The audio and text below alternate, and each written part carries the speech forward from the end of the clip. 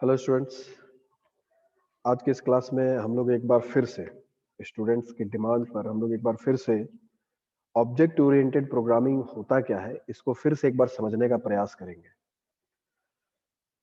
तो object oriented programming बाद में आया है।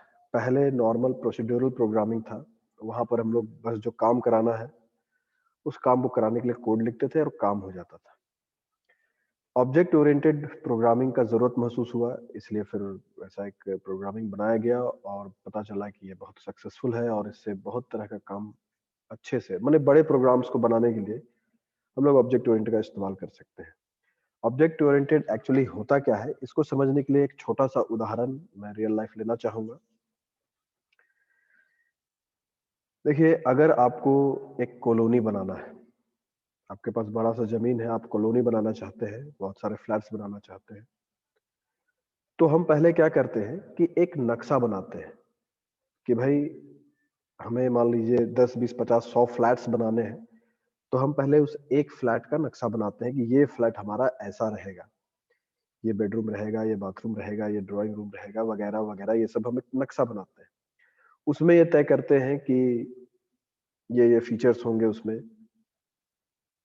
तो we make first the design, the layout of what actually we have to do, and then after approving it, after finding it yes it's okay, फिर हम लोग उस नक्शे के मुताबिक एक फ्लैट, दो फ्लैट, 10 फ्लैट, 50 फ्लैट, 100 फ्लैट बनाते हैं।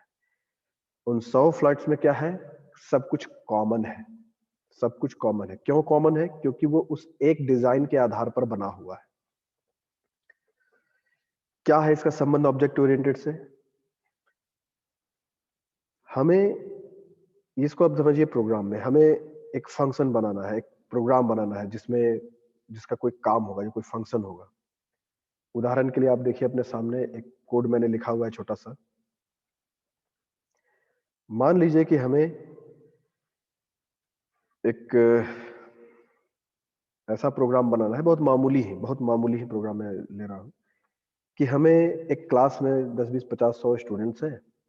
उनका नाम लेना है, उनका रोल नंबर लेना है। अब देखिए कि मैंने प्रॉपर डेटा टाइप्स का भी इस्तेमाल किया है। और फिर हमें average of terminal 1, average of terminal 2 और एवरेज ऑफ टर्मिनल 3, जो एग्जाम हुआ है उसमें एवरेज कितना नंबर उन्होंने लाया है वो लेना है। और उसके बाद एक final result, F R variable final result दर्शाता है, ये फाइनल रिजल्ट बनाना है। ठीक है।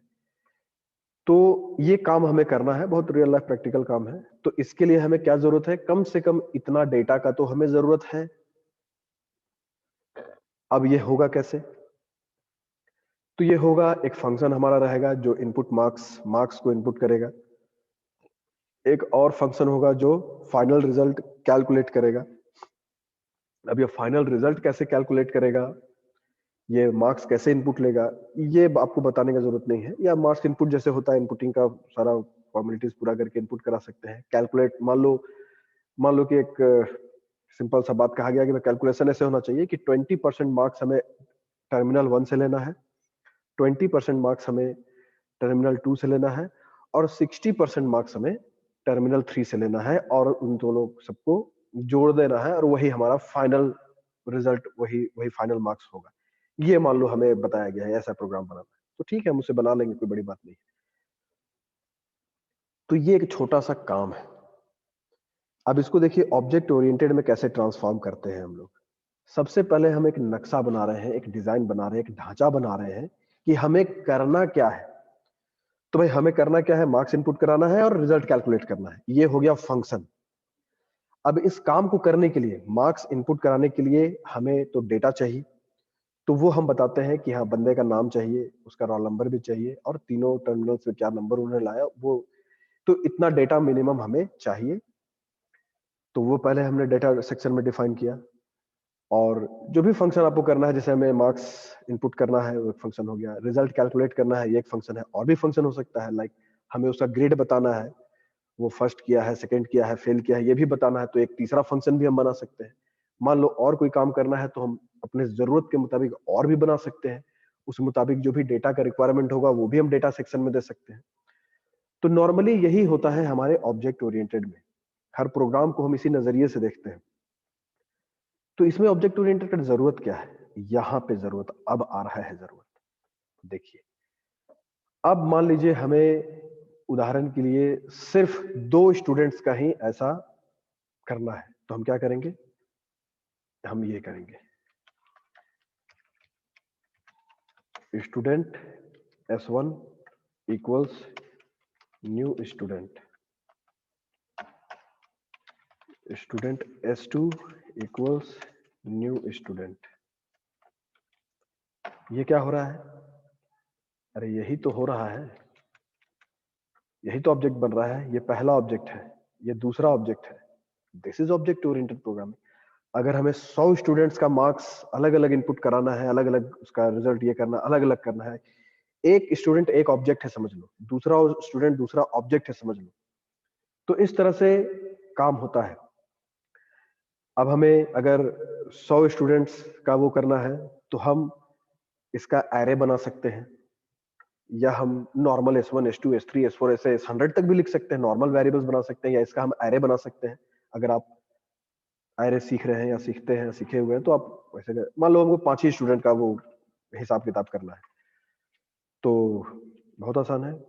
इसे कॉपी कर लीजिए और पेस्ट कर दीजिए, और देखिए कि ये 5 स्टूडेंट का व्यवस्था हमारा किस प्रकार तैयार हो जा रहा है। हमें करना क्या है? S1 S2, हम लोग नॉर्मली ऑब्जेक्ट 1 ऑब्जेक्ट 2 ऑब्जेक्ट ऐसा लिखते हैं ना, आप कुछ भी वेरिएबल का नाम दे सकते हैं। इस तरह से 5 स्टूडेंट का हम हिसाब करेंगे। कैसे करेंगे?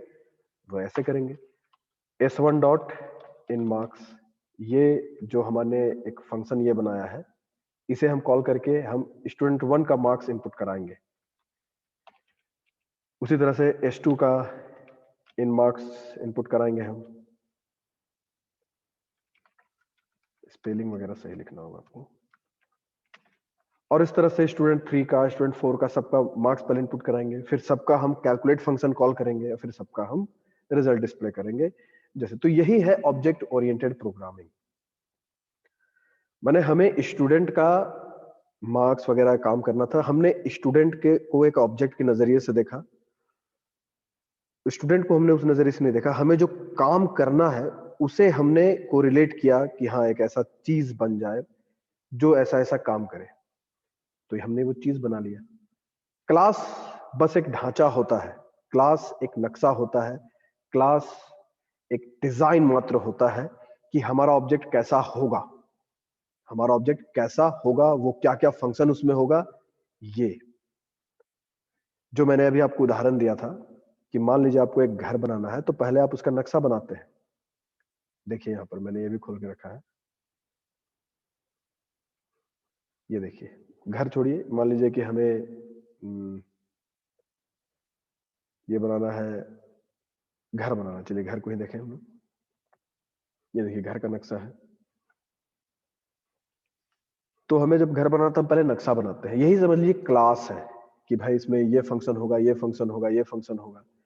फिर तय हो गया भाई ये बनाना है, फिर इस मुताबिक हम फ्लैट नंबर 1 बनाए, वही S1 हो गया, स्टूडेंट 1। फ्लैट नंबर 2 बनाया, फ्लैट नंबर 3 बनाया, सब सेम रहेगा। सभी में इसी नक्शे के मुताबिक ही सारा फंक्शन, फीचर्स, सारा कुछ उसी हिसाब से होगा। यही है ऑब्जेक्ट ओरिएंटेड। क्लास बस एक नक्शा है, एक डिजाइन है, एक ढांचा है, एक लेआउट है, एक ब्लूप्रिंट है। वो बताता है कि ऑब्जेक्ट कैसा होगा। जिस प्रकार ये नक्शा बता रहा है हमें, ये घर का एक डिजाइन बता रहा है हमें कि ये घर ऐसा होगा, इसमें यहाँ पर ये रूम होगा, यहाँ दरवाजा होगा, यहाँ सीढ़ी होगा, यहाँ ऐसा होगा। उसी प्रकार क्लास सिर्फ इतना बताता है, आप इसे अब यहाँ पे देखिए, क्लास हमें सिर्फ ये बता रहा है कि इस प्रोग्राम में ये डेटा लिया जाएगा और ये फंक्शन काम करेगा। बस यही ऑब्जेक्ट ओरिएंटेड। मान लीजिए हमें एक गाड़ी बनाना है, एक कार बनाना है, तो पहले कार का डिजाइन बनता है। इंजीनियर्स पहले कार का डिजाइन बनाते हैं कि टायर ऐसा रहेगा, इतना साइज रहेगा, इंजन यहाँ पे फिट रहेगा, एग्जॉस्ट वहां पर होगा, सीट यहाँ पर ऐसे रहेगा, दरवाजा ऐसे रहेगा, एसी यहाँ रहेगा, म्यूजिक यहाँ रहेगा। ये सारा चीज एक डिजाइन पहले बनता है, एक लेआउट बनता है, एक क्लास पहले बनता है। क्लास अप्रूवल होने के बाद, सही होने के बाद, सही है भाई ठीक है ओके, तब फिर हम डिफरेंट ऑब्जेक्ट्स बनाते हैं, उस नक्शे के मुताबिक हम अलग अलग कार बनाते हैं। ना कोरिलेट दिस, यही है वो अलग अलग ऑब्जेक्ट। S1 अलग ऑब्जेक्ट है, S2 अलग ऑब्जेक्ट है। S1 यानी पहला स्टूडेंट का नाम, मार्क्स ये इनपुट करेगा, दूसरा स्टूडेंट का नाम, मार्क्स, रोल नंबर, बाकी सब इनपुट करेगा, फिर उसे कैलकुलेट भी करेगा, s1.cal फंक्शन से ये काम होगा। तो इस तरह से ऑब्जेक्ट ओरिएंटेड सीक्वेंस काम करता है। कोई भी चीज हमें बनाना है, जैसे वाटर टैंक है ये, तो इसका अगर हमें ये कैसे रहेगा, कैसे इसका काम होगा, तो उसके लिए पहले डिजाइन बनता है। हर चीज का पहले डिजाइन बनता है और फिर वो डिजाइन सही है उसको जांच लेने के बाद फिर हम एक्चुअल ऑब्जेक्ट जनरेट करते हैं। तो बस वही क्लास है यहाँ पर। ये क्लास यहाँ से यहाँ तक जो है, एक्चुअली यहीं से यहाँ तक डिफाइंड है, ये तो मेन फंक्शन है। तो ये बता रहा है कि इसमें इतने डेटा होंगे, इसमें इतना या इस तरह का फंक्शन होगा। फिर हमें जब उसे एक्चुअली यूज करना है, जब इस टैंक को हमें एक्चुअली यूज करना होगा, या उस कार को हमें एक्चुअली यूज करना होगा, उस घर को हमें एक्चुअली यूज करना होगा, तो उसे फिर हमें बनाना होगा। हम घर बनाएंगे, हम कार बनाएंगे, एक कार बनाएंगे, दो कार बनाएंगे, 10 कार बनाएंगे, उसी तरह से हम ऑब्जेक्ट्स बनाते हैं। तो यहाँ ऑब्जेक्ट बस इतना ही लिखने भर से बन जाता है, बहुत ज्यादा मेहनत नहीं करना है, बस इतना लिखना ही काफी होता है ऑब्जेक्ट बनाने के लिए। ये इस तरह से हमने 5 ऑब्जेक्ट्स बनाए। अगर आप एरे जानते हैं तो आप 50, 500, हजारों ऑब्जेक्ट्स एक साथ एक समय पर बना सकते हैं। तो इस तरह से ऑब्जेक्ट ओरिएंटेड कॉन्सेप्ट काम करता है। उम्मीद है आपको ये समझ में आ रहा होगा। ओके, तो क्लास में बच्चों आपको ये ध्यान रखना है हमेशा कि क्लास में मोस्टली डेटा सेक्शन होता है और फंक्शन होता है। किसी भी प्रकार का इनपुट आउटपुट हम इस इलाके में नहीं कर सकते हैं या नहीं करना चाहिए। हमें जो भी काम कराना है, इनपुट कराना है, आउटपुट कराना है, तो हमें वो सारा काम किसी न किसी फंक्शन में कराना है। ये फंक्शन जो मैंने बनाया है ये खाली है अभी। आप जो मर्जी यहाँ पे आप लिख सकते हैं। आपको इनपुट कैसे कराना है आप अपनी मर्जी से लिखिए। कैलकुलेट अभी खाली है, कुछ भी नहीं लिखा हुआ है। आपको जो भी कराना है ये आप यहाँ पे लिख सकते हैं, कोड फॉर कैलकुलेशन, है ना। ये अधूरा प्रोग्राम है, मैंने बस आपको समझाने के लिए उदाहरण लिया है।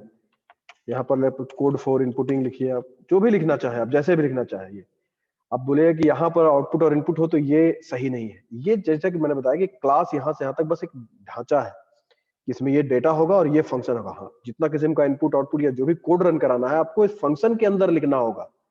अब आप, और ऐसा नहीं कि 2 ही फंक्शन हमारे क्लास में हो सकता है, आप जितना मर्जी उतना फंक्शन बना सकते हो। There is no limitation. जैसा आपका रिक्वायरमेंट बढ़ेगा वैसे वैसे नंबर ऑफ फंक्शंस भी बढ़ा सकते हो आप। यहाँ पर तो नॉर्मल फंक्शन लिया गया है, no return type, no arguments है। आप रिटर्न टाइप, आर्गुमेंट्स, ये सारा वीडियो अपलोडेड है, ये सब देखिए। आप तरह तरह का फंक्शन आप बना सकते हो। बस यहाँ पर आपको इस उदाहरण से कॉन्सेप्ट समझना है ऑब्जेक्ट ओरिएंटेड का, कि क्लास एक ढांचा है और ये ऑब्जेक्ट उसका इंस्टेंस है, S1, S2, S3। और यहाँ पे भी कोई जरूरी नहीं है कि आप सभी ऑब्जेक्ट को कॉल करें, हालांकि कर सकते हैं। आप S1 में इन marks, S2, S3, S4, S5 सब लिखिए, फिर सबके लिए S1 कैल, S1, S2 कैल, S5 कैल सब कर सकते हैं आप। ये बस उदाहरण है आपको समझाने के लिए कि हम ऑब्जेक्ट बनाए हैं और काम कर रहे हैं। तो ऑब्जेक्ट ओरिएंटेड को समझने का सबसे सही तरीका है प्रैक्टिस करना, इस पर्टिकुलर कॉन्सेप्ट को दिमाग में रख के, इस चीज को दिमाग में रख के, तभी होगा। Okay then, see you in the next class. Thank you.